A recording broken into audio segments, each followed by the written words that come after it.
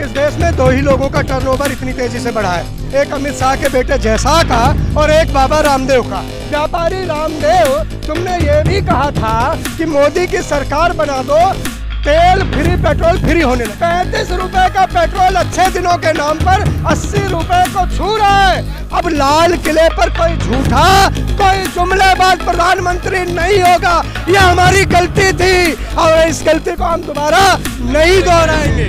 ये डमरू हाथ में दिया जाएगा योगी जी को और मोदी जी को। ये डमरू के डमरू बजाएंगे, डमरू। उन्होंने रोजगार के नाम पर क्या बोला बहन जी? 2 करोड़ रोजगार हर साल।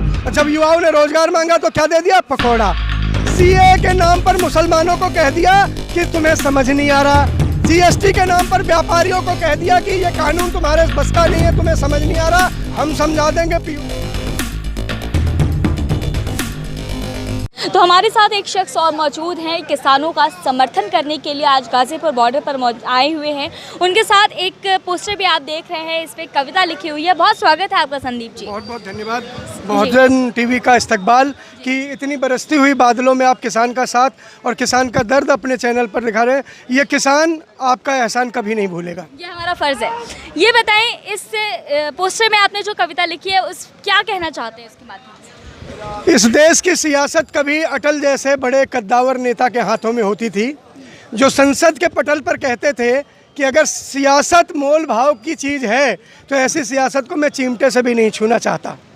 उन्हीं अटल की सरकार में, अटल के बाद के लोगों में आज वो जो दिया जलाकर कमल उगाया था अटल जी ने, आज कमल फूल बन गया और फूल से फूलबाज और चायबाज सत्ता पर काबिज हो गए। इन चायबाजों से मैं कहना चाहता हूँ कि चायबाजों, किसान को सम्मान में खड़े हो जाओ। किसान को पहाड़ों का पहाड़ मत दिखाओ, ये धरने का पहाड़ देखो जो पूरे देश के दिल्ली को घेरे हुए खड़ा हुआ है। आज मैं कहता हूँ, वार्ता पर वार्ता, बातों पर बातें, तारीख पर तारीख, कब तक? कब तक? आप जब थाली आपके सामने आती है, 70,000 रुपए किलो का शायद आप मशरूम खाते हैं, आपके बुढ़ापे में भी जवानी आ रही है, आपके गाल गोरे हो रहे हैं। योगा से नहीं हो रहा साहब, मशरूम से हो रहा है। वो मोर के दाने से नहीं हो रहा है, तोते को यहाँ पे बिठाने से नहीं हो रहा, वो उस मशरूम से हो रहा है जिसकी कीमत हमारे ही खून पसीने से, हमारे ही कर से जा रही है। आज मैंने ये लिखा है कि अगर आज की भी वार्ता विफल होती है तो इसका परिणाम क्या होगा। मैं एक कवि हृदय हूँ, 20 साल से पत्रकारिता में रहा हूँ, कलमकार रहा हूँ, बड़े चैनलों में और बड़े पत्रकारों के साथ काम करने का सौभाग्य भी मिला है। मैंने इतना ही लिखा है कि आज लगेगी जान की बाजी, आज लगेगी जान की बाजी, अगर सरकार नहीं जागी। आज सड़क शमशान बनेगी अगर सरकार नहीं जागी। आज फैसला हो जाएगा हमें जीना है या मरना है। आज जिंदगी रोएगी अगर सरकार नहीं जगी। और घुट घुट मरते रोज देख रहे, कब तक लब खामोश रहे। आज चिता अपनी भी जलेगी अगर सरकार नहीं जगी। और हार गया किसान अगर तो, हार गया किसान अगर तो खेतों पर कब्जा होगा।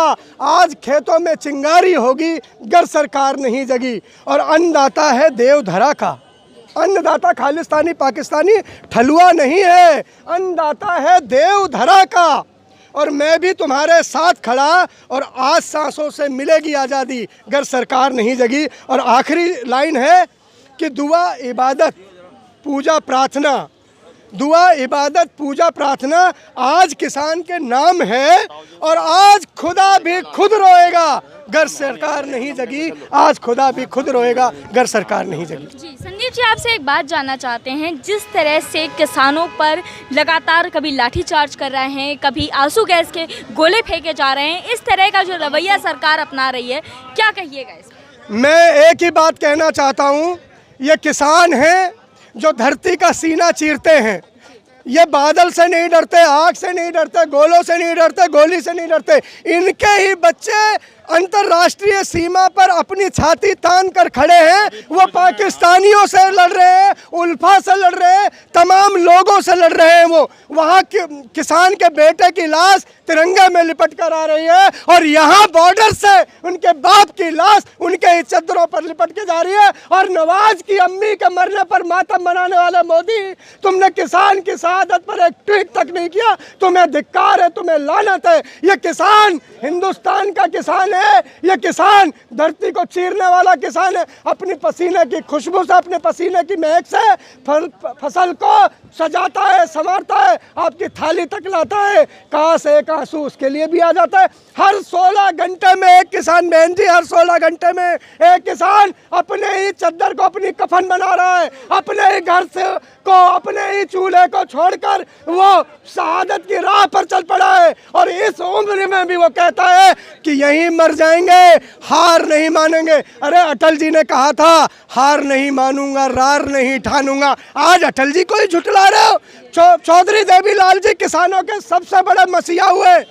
उन्होंने कहा था लोक राज लोक लाज से चलता है। कहाँ है लोक लाज, कहाँ है लोक लाज? आज लोकतंत्र में लोक लाज कहाँ है? ये बाबा टिकैत की लाठी को थामे हुए बड़ा हुआ नौजवान और किसान है। ये चौधरी चरण सिंह की दिखाई हुई राह पर चला हुआ किसान है। ये शहीद आजम के पंजाब से निकला हुआ किसान है, जिन्होंने कहा था आज़ादी मेरी दुल्हन है। आज ये जो कानून मिला है, ये एक सौगात नहीं, खैरात नहीं, ये किसानों के फांसी का फंदा है। हम अपने फांसी के फंदे को उतार फेंकना चाहते हैं। हम मरना नहीं चाहते, हम जीना चाहते हैं। हम देश का पेट भरना चाहते हैं। हम देश के बच्चों को रोटी देना चाहते हैं। हम भूखे रहकर भी अब देश का पेट भरे। हमारा ही गन्ना हमारी ही ट्रॉली पर लद के चला जाता है और उसकी कीमत बहन जी पता है क्या है पर्ची में?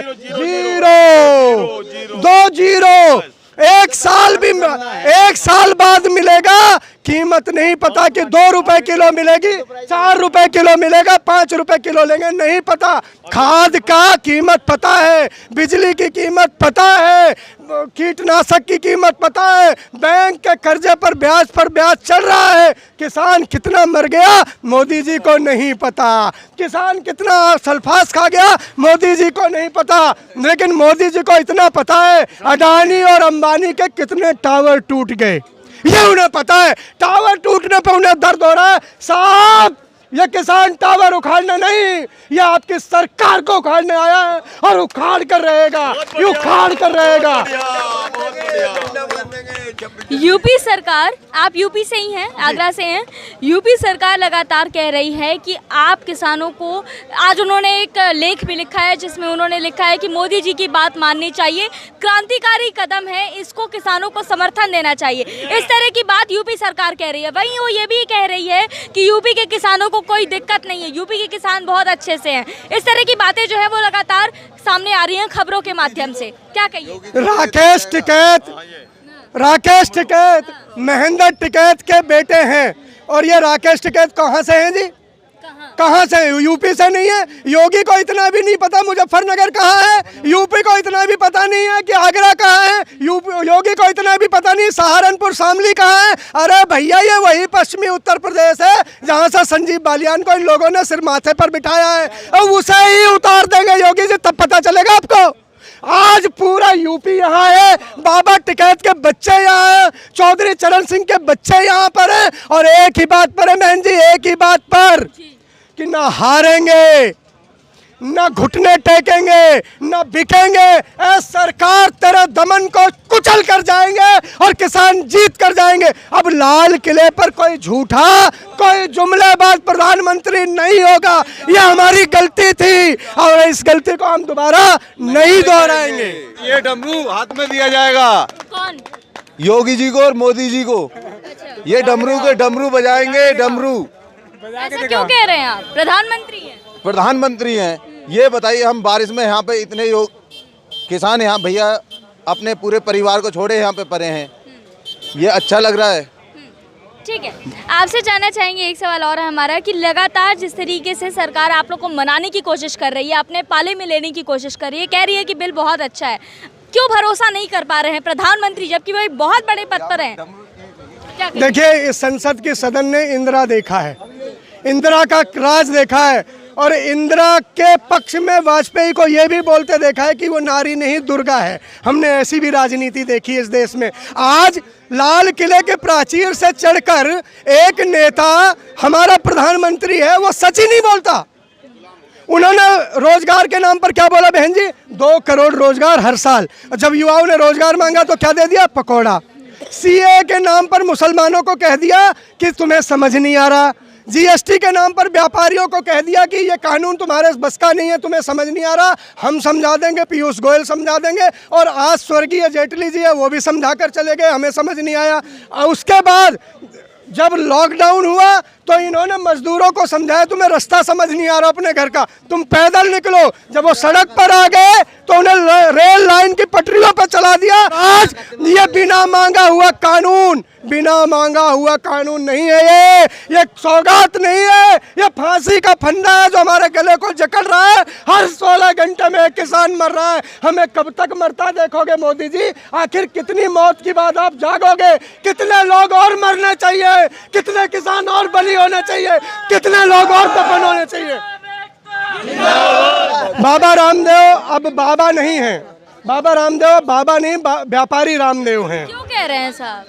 आज उनका टर्नओवर देख लीजिए, जब से बाबा ने व्यापार शुरू हुआ है इस देश में 2 ही लोगों का टर्नओवर इतनी तेजी से बढ़ा है, एक अमित शाह के बेटे जयशाह का और एक बाबा रामदेव का। व्यापारी रामदेव, तुमने ये भी कहा था कि मोदी की सरकार बना दो, तेल फ्री, पेट्रोल फ्री होने लगेगा। 35 रुपए का पेट्रोल अच्छे दिनों के नाम पर 80 रुपए को छू रहा है, रुपया पाताल में जा रहा है, अन्न की कीमत आसमान को छू रही है, और आज लोग भूखे प्यासे तड़प रहे, मजदूर परेशान, किसान परेशान, नौजवान परेशान। अडानी अंबानी पर मेहरबान ये सरकार हिंदुस्तान में ईस्ट इंडिया के बाद रिलायंस इंडिया लाना चाहती है, हम उसे नहीं लाने देंगे, इनके मंसूबे को काबिल नहीं होने देंगे।